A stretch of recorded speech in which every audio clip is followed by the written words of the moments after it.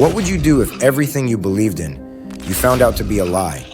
If the very pillars that held up society, the institutions, the traditions, the beliefs you'd built your entire life around, were suddenly torn down, leaving you, standing on nothing but uncertainty?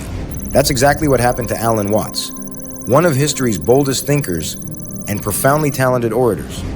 Raised to believe in the structures of the church, academia, and the Western worldview, Watts did his best to follow the path society had laid out for him. Formerly an ordained priest, he studied in respected institutions, walked the straight and narrow, and was an integral part of a system he'd someday come to despise. Deep down, it never sat right with Alan that we all were doomed to suffer the same general experience, shackled by the boundaries society would set on the common man. Instead, he thought that life, consciousness, and the universe were far more complex, interconnected, and liberating than the rigid systems he saw around him. The deeper he explored, the more disillusioned he became with society's narrow view of the human experience. So, Watts made a decision that would change everything. He abandoned the life he knew, turned his back on the church, on academia, on the so-called certainties of the Western world, and ventured into the unknown. He sought something more fluid, more dynamic, something more real. In doing so, Alan Watts not only freed himself from the constraints of tradition, he also unlocked truths that would reshape how millions of people understand reality, consciousness, and what it truly means to live. So how did a former priest become the philosopher who dared to challenge the status quo? The answer to this question and more lies ahead. So stick around, subscribe for more, and this, my fellow scholars, is how a philosopher broke the system.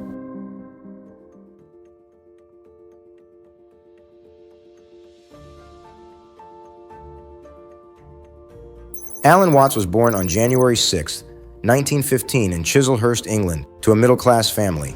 His father, Lawrence Watts, worked as a representative for a Michelin tire company, while his mother, Emily, was a housewife with a devout Christian faith. The cultural backdrop of post-Victorian England had a deep influence on young Alan's upbringing. The world he grew up in was marked by a strict moral code, strong religious values, and an emphasis on order, tradition, and hierarchy, pillars that would shape his worldview and stimulate his intellect early on. From a young age, Watts displayed an insatiable curiosity about the nature of reality and the human experience. However, this curiosity wasn't always nurtured by the rigid frameworks of society. His mother, a committed Anglican Christian, raised him within the boundaries of the church and encouraged him to follow conventional paths of religion and academia. At age 15, he began attending the King's School in Canterbury, a boarding institution where discipline and rules were strictly enforced. As one of the oldest schools in the country, its halls were steeped in history, and its students were expected to uphold the values of order, academic excellence, and moral fortitude. The curriculum was rigorous, focusing on classical education while placing a heavy emphasis on religion, logic, and obedience to authority. Despite the religious and communal influences that defined his childhood, however, Watts always felt a sense of dissonance between what he was taught and what he sensed about the world around him. His curiosity as a youth eventually led him to Eastern philosophy, a fascination that became a major part of his teenage years. While still in school, Watts stumbled across a slim volume titled The Book of Tea by Okakura Kakuzo. At first glance, the text didn't look like much, just another piece to add to the shelves of his growing library, perhaps. But as he started turning the pages and becoming more absorbed with the material, something extraordinary happened. What originally appeared to be a practical tea guide turned out to be a meditation on life itself. The book seemed almost sacred. It explored Zen aesthetics and Japanese culture, revealing the intricacies of existence as a dynamic yet simple interplay of balance and beauty. Instead of providing definitive answers, it presented life as a flowing river, where contradictions can coexist, and where the journey means more than the destination. For young Alan, it felt as if his eyes had been opened for the first time, as if a veil had been lifted as his mind was flooded with a new sense of wonder and possibility. In those pages, he found something that resonated deeply with his own quiet doubts about the dogmas which had surrounded him since birth, where the church preached of certainty, punishment, and salvation. The Book of Tea whispered of harmony, paradox, and the acceptance of life's mysteries. It was a philosophy that embraced uncertainty rather than feared it. And in that embrace, Watts felt he'd found true freedom. In the latter years of his adolescence, Watts spent much of his free time reading everything he could, particularly in the realms of philosophy and mysticism. For some time, he turned his attention to Buddhism and Taoism, ancient systems of thought that seemed far more open and liberating than the moral frameworks of the West. Over time, Watts's studies had left him torn between the foundational tenets that raised him and the liberating allure of Eastern thought. Rather than fully abandon his roots, however, Watts instead sought to reconcile the two. He envisioned a bridge between Western religious traditions and Eastern philosophical thought, a synthesis that would allow for a more complete understanding of life and consciousness. This inspiration would lead him to a major turning point, one that would confirm his beliefs about bringing together two disparate philosophies or start him down a path to a new unique form of enlightenment.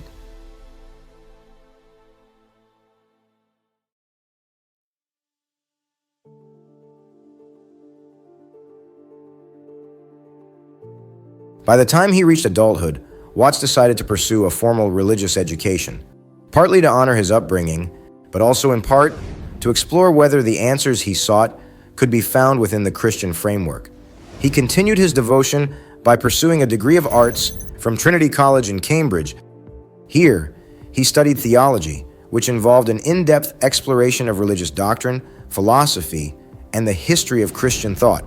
His education included explorations into classical religious texts and biblical scriptures, engaging with other Christian thinkers and analyzing questions that surrounded the nature of our existence.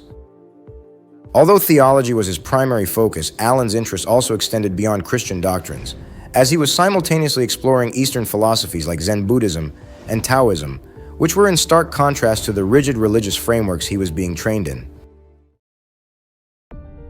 He never finished his education at Trinity College, but his quest to find truth never relented.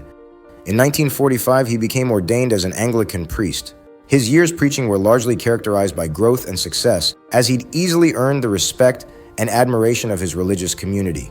There were some who found his leadership to be radical and unorthodox, as he incorporated Eastern philosophy and even forms of mysticism in his teachings. Many, however, appreciated his perspective and admired his ability to connect with people on such a deep level through his words. Although he'd seemed pretty well rooted as an important figure in his community, the dissonance towards society that followed him throughout his childhood never let up. His attempts to conform to the structures of religion and society were simply not enough to shake the feeling that something important was missing. Things eventually got to a point where, the deeper Allen dove into his religious studies, the more disillusioned he became with the idea that any single tradition could offer all the answers. The rigid doctrines and hierarchies of the church, which were supposed to offer a sense of purpose and fulfillment, only seemed to distance him further from the spiritual truth he was really after. This inner conflict became bigger over time, leading him to question whether or not to break from traditional religion altogether. Of course, this was no easy decision to make. After all, what he decided would determine the outcome of his future. Watts was left stuck at a crossroads, torn between the comfort of certainty and the allure of the unknown. He knew that one path promised safety, while the other would plunge him into uncharted territory, with no guarantee of what lay ahead. Then he realized, in order to find the right path in life, one must be willing to challenge everything, including what he already believes to be true. Coming to this realization made it clear what needed to happen next, and so, Allen left the church and everything that was familiar to him in hopes of finding truth. The system, its institutions, churches, and cultural dogmas could influence him no more. Now he sought to develop his own understanding, to reset his entire way of thinking, and open his mind up to what he might discover along this new path. Little did he know, the discoveries he sought would end up challenging him in ways he never imagined, shaping him into the philosopher who would redefine what it means to truly live. Here was where his real journey began.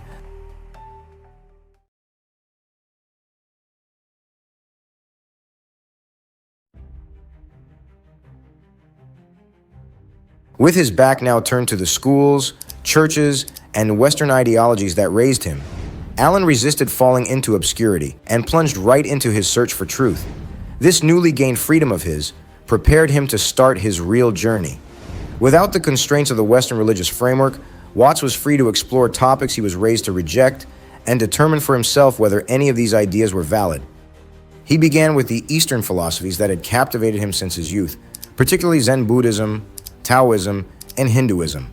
Rather than simply becoming a student of these systems, Watts embraced them in his own unorthodox way, seeking not to become a scholar, but a translator of these foreign ideas. He wanted to share his interpretations with the West, bridging the gap between two opposite ends of the world. It didn't take long before Allen's work caught the attention of the masses. On one hand, many people found his insights refreshing and enlightening. His ability to seamlessly bring together both Eastern and Western thought resonated with a growing number of individuals seeking spiritual and philosophical alternatives. His accessible and often humorous approach helped to popularize his ideas. However, the works that followed Watts' departure from Christianity also drew criticism. Some religious leaders and traditionalists viewed his interpretations as heretical and a departure from established beliefs. Others questioned his qualifications to speak on such matters, given his background as a former Anglican priest. Despite these mixed reactions, Watts' work had a significant impact on the Western understanding of Eastern philosophies, placing him well on the path to cementing his legacy as one of the most influential philosophers of his time. As Alan Watts ventured further into the depths of Eastern philosophy, he came across radical ideas that completely reshaped not only his understanding, but also the very fabric of philosophical discourse. Perhaps the most significant of these instances came during a routine moment of quiet reflection. Seated by a tranquil pond, one day Watts was hit with a revelation, and it was as if the profound implications of reality simply poured into his mind. As he sat observing the water, the trees, and the sky blending seamlessly together, it struck him, the boundaries he'd once perceived that gave everything uniqueness and individuality were dissolving before his very eyes. While the idea seemed shocking at first, the rush that followed was an overwhelming sense of oneness with the universe, as if he were both the observer and the observed, the thinker and the thought. This epiphany became the cornerstone of his life philosophy. With newfound clarity, Watts began to articulate the essence of what is known as non-duality to his audience, sharing his insights through lectures and writings that captivated listeners worldwide. He urged people to reconsider their understanding of existence, challenging them to look beyond the illusions of separation and to recognize the inherent interconnectedness of all things. In one of his most famous quotes, he stated, "The eye through which I see God is the same eye through which God sees me.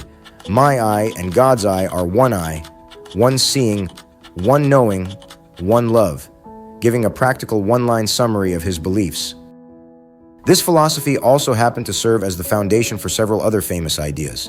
Perhaps the most groundbreaking idea he introduced to the Western world was where he proposed that we are the universe, experiencing itself, rather than people randomly isolated in a chaotic world.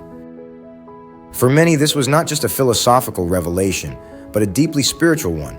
It implied the value of embracing uncertainty, in stepping outside the systems and narratives we're given, and in daring to ask the big questions like, who am I? What is the true nature of reality? And perhaps most importantly, what can I do to make the most of where I am now? Allen went on sharing his wisdom for as long as he could, speaking with charisma and conviction, using humor and storytelling to make his messages more relatable. His teachings encouraged people to embrace uncertainty, to find freedom in the acceptance of life's mysteries, and to seek a deeper connection with themselves and the world around them.